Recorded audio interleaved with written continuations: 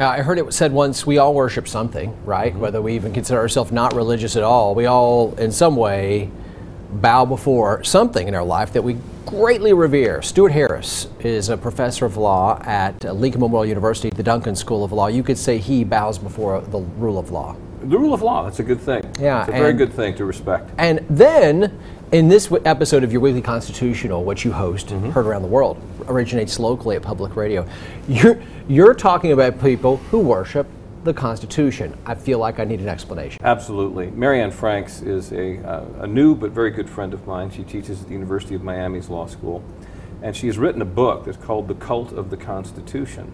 And her premise is this, that we don't treat the Constitution just like law. We don't, other laws we'll criticize. This could be better, that could be better, let's change it.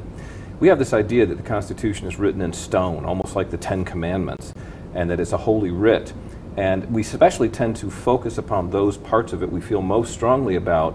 And then you've heard the expression Bible thumpers. We thump on the Constitution. Constitution thumpers. Constitution thumpers. And she particularly picks up on two amendments. Now, one of them is easy to predict, the Second Amendment. People who are very strong pro-gun rights tend to exalt that idea that any infringement on any regulation of guns at all is an infringement of the Second Amendment. That's an extreme position. It's not true. But people feel very strongly that it is. More surprisingly to me, she talks about people who do the same thing to the First Amendment. People who insist that everybody has a right to talk all of the time, no matter how horrible the speech is, like Nazis or misogynistic speech or these sorts of things. And when she started on that, I said, well, wait a minute, Marianne. I think I'm one of those people. You're getting close to home, Marianne. I think you're getting real close here to where I live. And we had a really interesting conversation.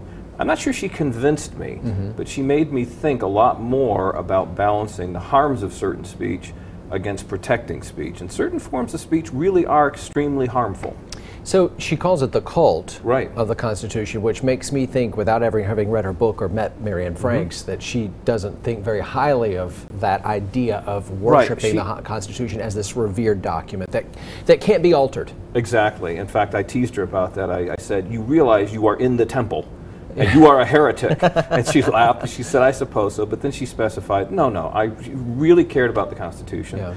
Greatly respects it, respects the people who made it, but she wants us to think more critically about it and not simply say this is absolute or that's absolute, whether it's the First, the Second Amendment, or some other amendment. Then you have the High Court, who's constantly having to judge original intent. Indeed right? they are. Indeed they are. And there are some on the court who tend to look at it that way, others not so much.